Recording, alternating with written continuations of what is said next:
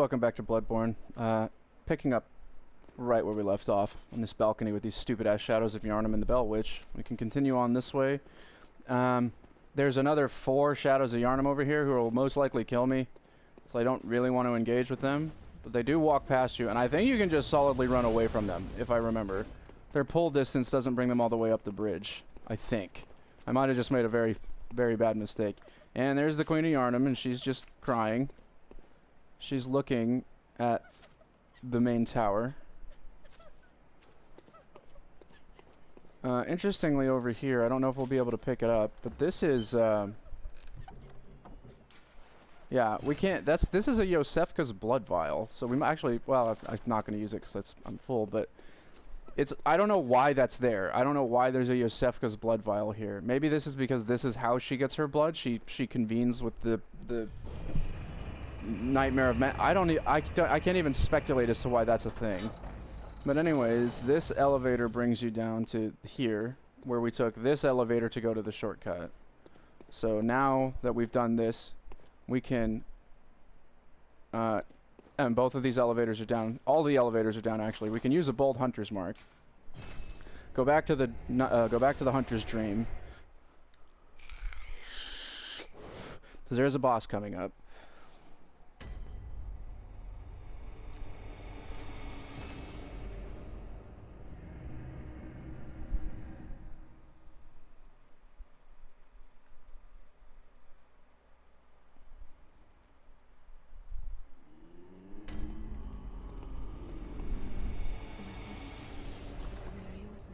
Only gonna get 1 level out of this, yeah. 50,000 souls it takes at this point. The damage is ridiculous.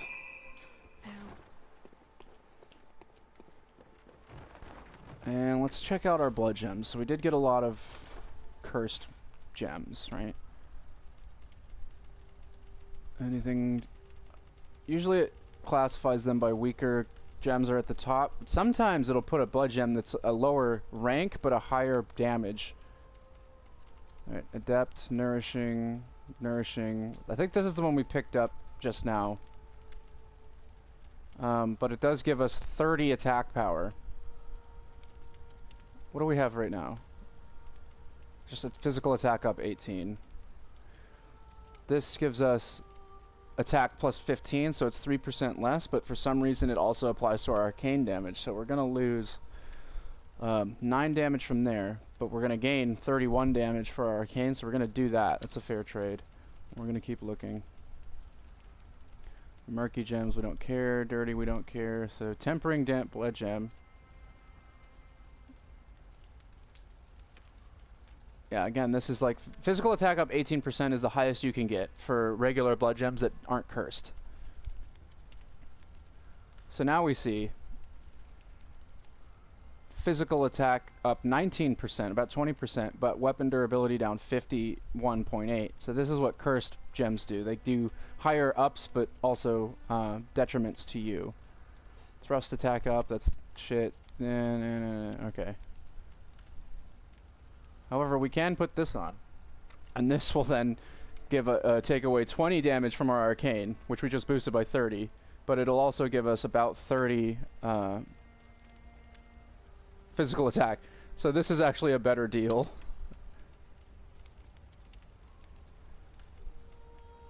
Now, if we wanted to, we could take an extra 6 damage but lower our weapon durability by 51. I don't know if that's worth the trade, even though this weapon does have 200 durability. So let's go to... Alright, that's just solidly better. Those are just solidly better.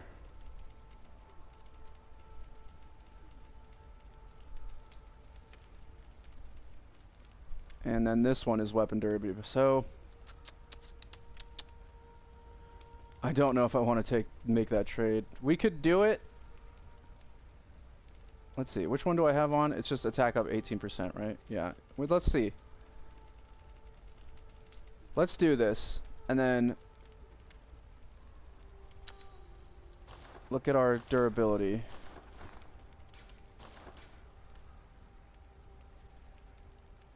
Alright, so that doesn't say... So you see the durability there in kind of the middle right of the screen. It was 250 before, and now it still says 250. So I'm wondering if, when it says durability down, if it means you lose more durability as you strike. Weapon durability down 50. That's really weird. 242. That is, I don't. We'll play around with it. I don't really understand what that's saying, but oh, the runes, right? So we did just get a massive damage increase on our weapon, though. If you remember, it was at 558 before we came in here to fuck around. Now it's at 613. All resistance types we don't care about. Can put the moon rune on, get some extra souls. We don't care about frenzy resistance anymore either, so we want to put on the HP rune. It gives us a little extra boost there, and I want to try to use a Call Beyond again on this boss, maybe. But anyways, let's go to the Murgozloff base. Try to cure this boss. The problem with this boss is a lot of these endgame bosses in the Nightmare, they're not actually weak or strong against arcane damage. So our damage is split damage, which means this weapon is inherently weaker than, say, Ludwig's Holy Blade, which you can get up to somewhere around 800 total damage, which is ridiculous. I thought I pulled this elevator down. But we do get the added benefit of the moveset of this weapon, which has the ranged beam and the poke. Its moveset is okay, and its transformation attack doesn't take a bullet, so it depends on your playstyle, really. If you want to go for straight, solid damage, I think Ludwig's Blade, not this one, but his just regular one, does the most damage in the game as far as single strikes go. But this one has a moveset that's really, really good.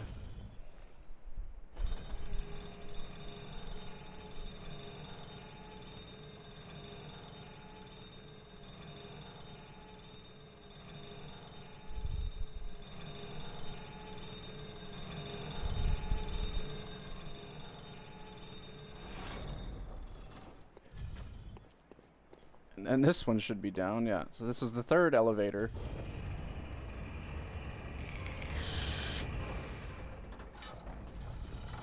Alright. And this will take us... Now you can... I don't know if this affects anything, but you can strike her and kill her, or do whatever. But she was the surrogate, and she can see she's bleeding out of her fucking stomach, which is gross. It's because she knows her child was tapped to be the next great one, or groomed to be a great one.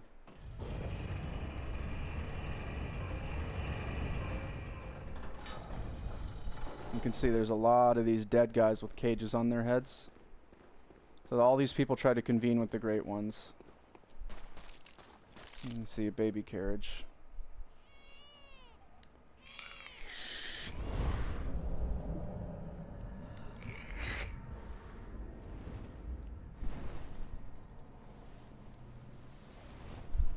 And this bitch, Smurgo's wet nurse, assumedly was assigned by whichever great one created this nightmare to protect the baby. Let's see what that does. That's alright. We can, of course, do more damage with just our blade.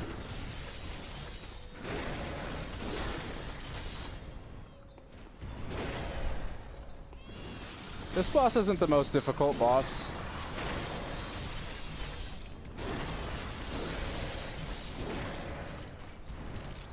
We do very large amounts of damage. Now she's just spamming this one move, which is confusing.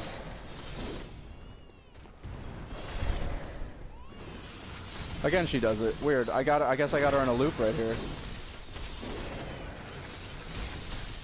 I am taking damage. Her form 2 is she just disappears and makes it all foggy and hard to hit her.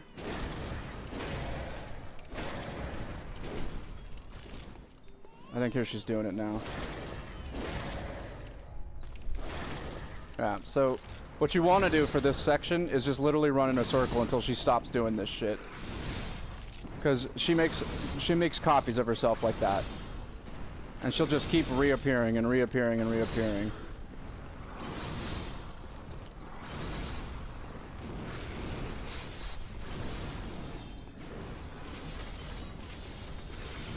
It takes a little bit. I think she does this for, what, 30 seconds?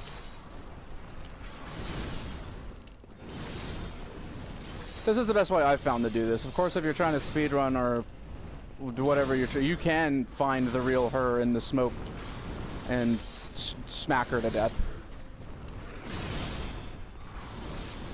Eventually this will stop. Right, so she was over there the whole time.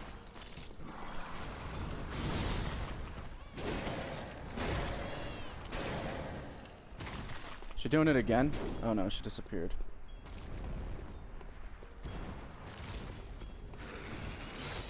No, she's doing this move again.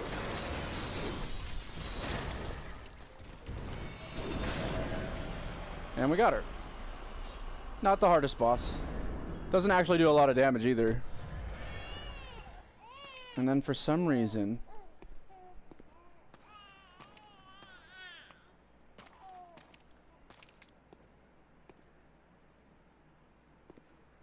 and the baby stops crying.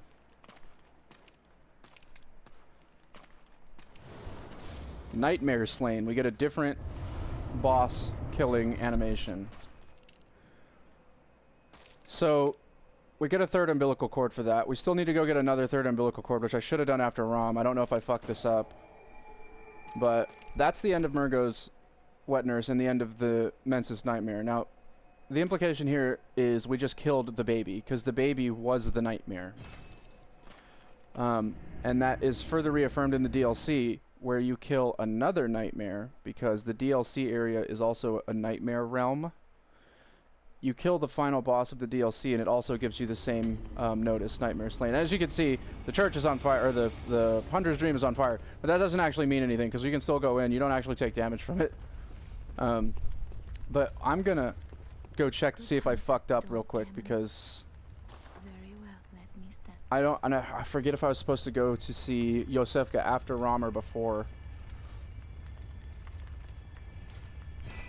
Give herself some more strength, and that would be... let's go to the first floor sick room.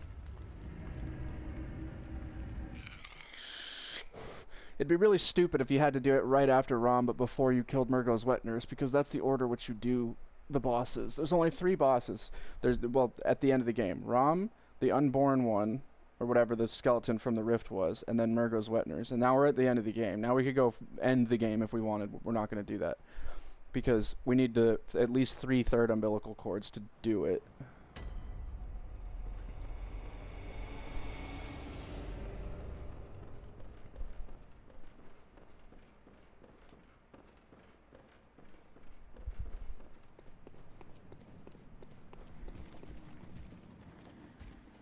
I don't know what I just heard. That was weird.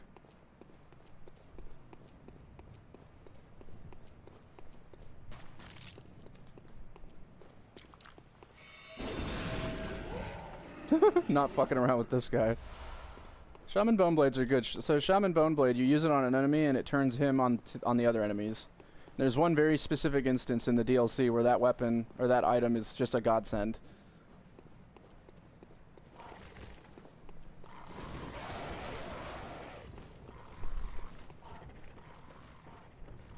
I forget. Is it this way? Oh, that was weird.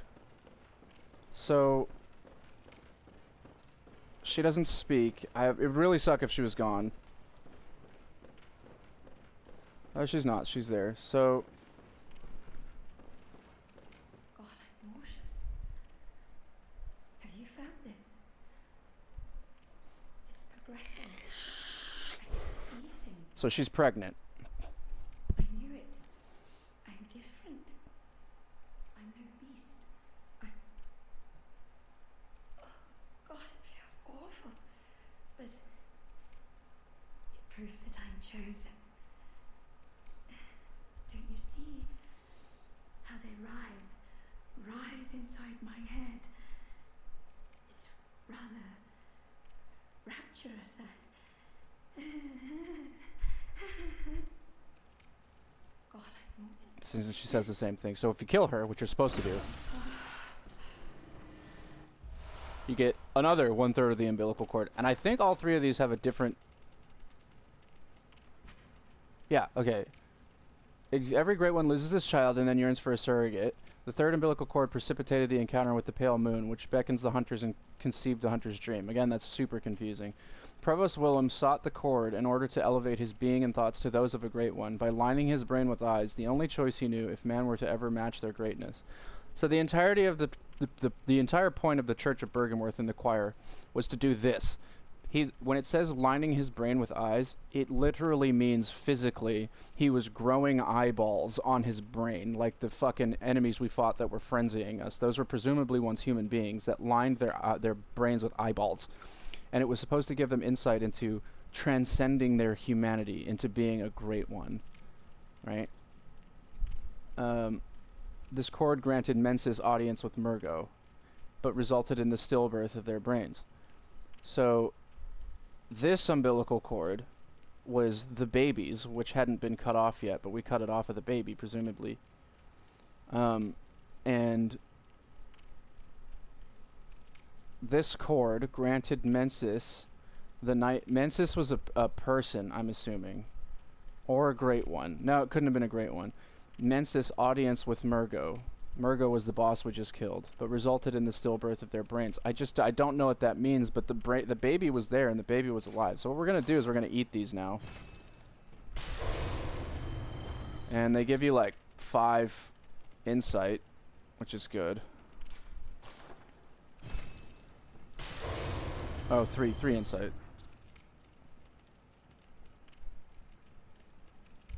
Where is it?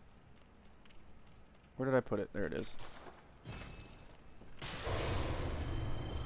So now we've eaten these umbilical cords. We've put them in our brains. So now we have eyes in our brain. And what that does is it unlocks the true ending of the game, where you fight the last boss, and then after you think he's the last boss, another boss appears, and the last boss of the game is actually the Great One, who is the cause of all of this nonsense. Of the hunt, he's the cause of the blood magic and the blood healing. He's the cause of everything. And if you chose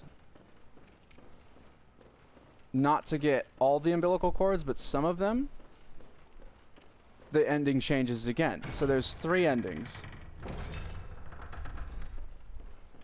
And one of them's actually the happy ending, but it involves not fighting the bosses. It's really strange.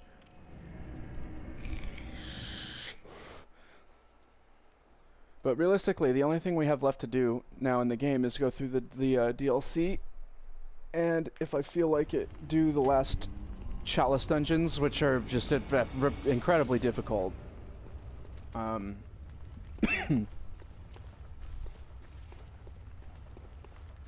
the DLC is quite long. Let's see. Underground corpse pile is where we fought what's his nuts. Nightmare Church is too far away from where I wanted to go, so we should go to the Nightmare. Yes. So when we were running through to go fight Ludwig, we missed not a lot, but we missed an area that was at the other end of the Blood River that has a few weapons in it, and no, I think it's just a few weapons. It's Amygdala's arm, and you get a machine gun, actually, which is cool. It's useless, but you get a machine gun.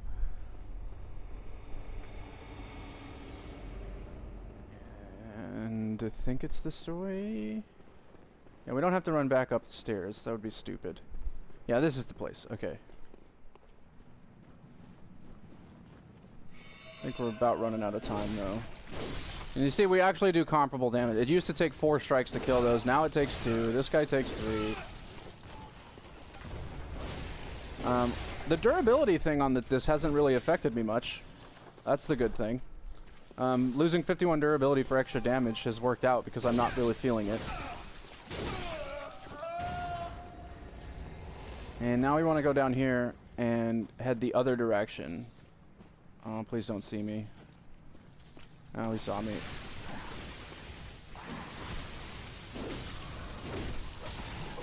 Yeah, so these ones behave differently than they did in Canehurst. They don't attack as much with their cheap ass. See, this one is, because he's being an asshole and proving me wrong as I speak. They mostly just spray this blood at you, and the blood can frenzy you. And they drop really good blood gems too, apparently. Blood tinge. Well, it makes sense, because they're eating blood. But we want to go this way, and it's just... You can see why I didn't do this. I didn't want to fight these bitches. But now that we do a lot of damage, they're not too much of a problem.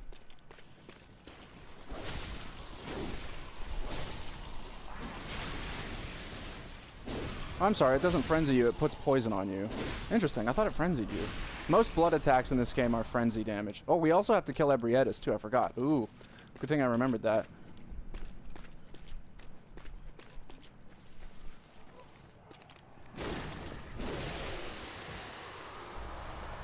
Bloodstone chunks. Alright, so this part kind of sucks, because this guy... It's really dark in here, and he has a machine gun.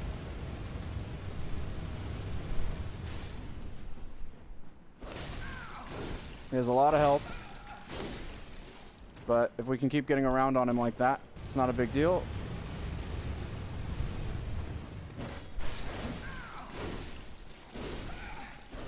Oh, I missed. Oh god, oh! See, it's useless for you, but when he uses it... Give me my health back.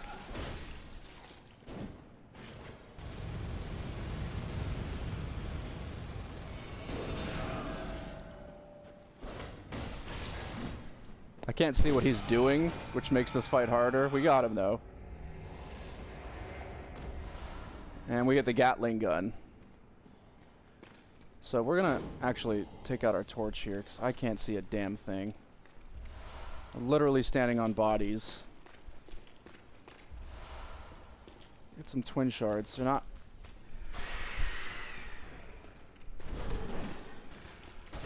Remember these guys? The nice thing about this weapon too is it actually uses less stamina when you have it in this form. And the blood-starved beast is actually down here. We don't want to really fuck with him just yet. We want to clear the area.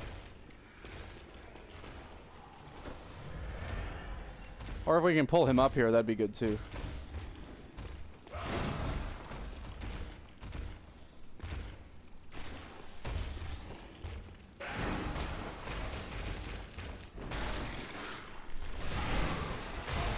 He has much less health. Either he has less health, or he has as much health as he did, and we just do that much more damage.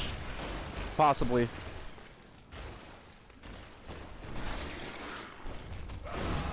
Ow. It's kind of a shitty place to fight him, but I know I pulled him up here. Actually, let's run away from him and try to pull him back into the central corridor. We get the twin bloodstone shards, we get some more twin bloodstone shards, and we get Amygdala's arm. There we go.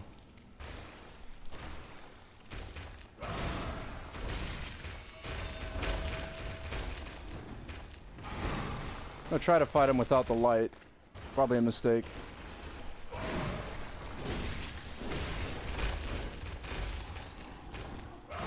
You notice he doesn't go into his forms in this fight either, he just...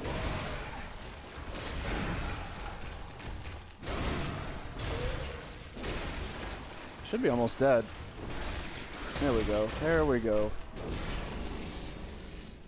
Only 3,000 souls for that too. Ridiculous.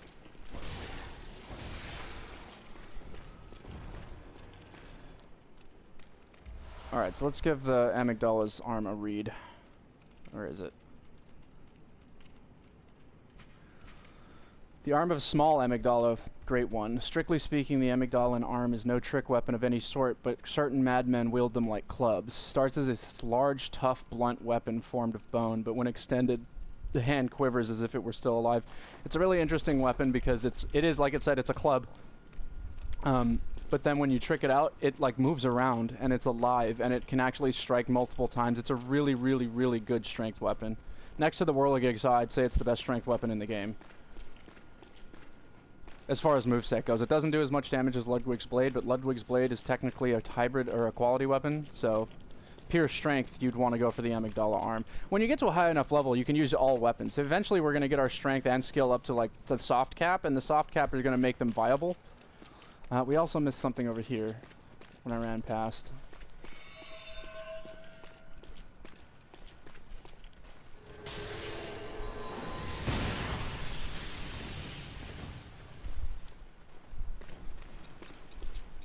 Someone's throwing shit at me. What the fuck?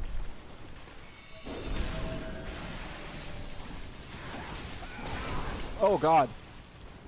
Oh, I should have healed. Oh god, can I get away? I don't know what I was doing there.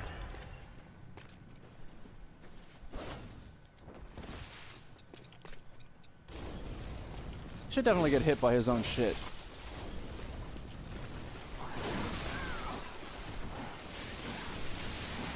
Look at this. Look at this nonsense.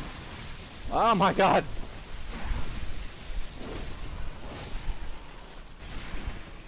I am poisoned.